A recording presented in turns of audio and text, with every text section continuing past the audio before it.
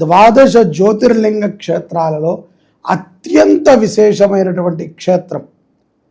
మన భారతదేశంలో మాత్రమే ఉన్నటువంటి ద్వాదశ జ్యోతిర్లింగాలలో ఎక్కడా లేనటువంటి ఒక భాగ్యము మన ఆంధ్రులకి, తెలుగు వారికి లభ్యపడింది. అదే మల్లికార్జున స్వామి. ఇది భ్రమరాంబ సమేత మల్లికార్జున స్వామిగా ఇక్కడ స్వామివారు నల్లమలాల అడవుల దగ్గర ఆంధ్రప్రదేశ్లో ఈ దేవస్థానం ఉంది. ఈ యొక్క మల్లికార్జున స్వామిని ఏ రాశి వారు ఆరాధన చేస్తే అత్యంత ఫలితం.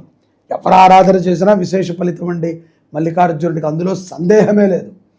ఈశ్వరుణ్ణి ఎవరు ఆరాధన చేసినా వారికి ఐశ్వర్య ప్రాప్తి కలగటం తథ్యం, సకల శాపాలు నివృత్తి అవటం తథ్యం. కానీ ఆమిత్యము ఏదైనా ఒక రాశిని మనం ఎంచుకోవాలి అంటే అది కన్యారాశి.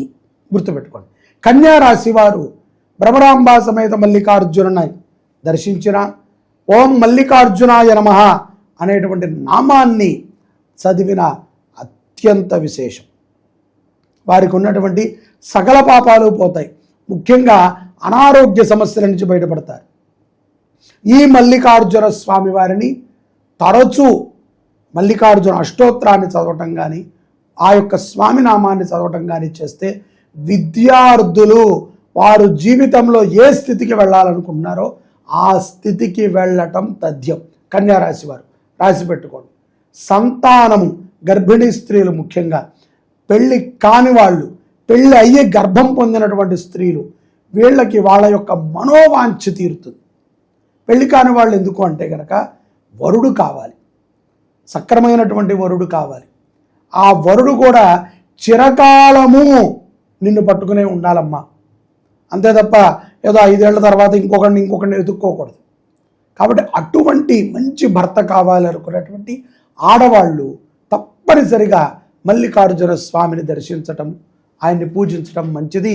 శ్రీ శుభంకరి సేవా సమితి ఆసేతు హిమాచల పర్యంతం ఉన్నటువంటి ఈ యొక్క ద్వాదశ జ్యోతిర్లింగాలలో కూడా ఈ యొక్క మే 20 నుంచి జూన్ 3వ తారీఖు వరకు ప్రతి జ్యోతిర్లింగ క్షేత్రములో పార్థివ లింగార్చన, రుద్రహోమము, రుద్ర అభిషేకము, మహామృత్యుంజయ జపాన్ని చేస్తుంది. ఇక్కడ మల్లికార్జున స్వామి వారి సన్నిధిలో జూన్ 1వ తారీఖున ఈ యొక్క కార్యక్రమం జరుగుతుంది. కాబట్టి అందరూ కన్యారాశి వారు పాల్గొనండి, మీ మనోవాంఛను తీర్చుకోండి. జై శుభంకరి. ఓం నమః శివాయ.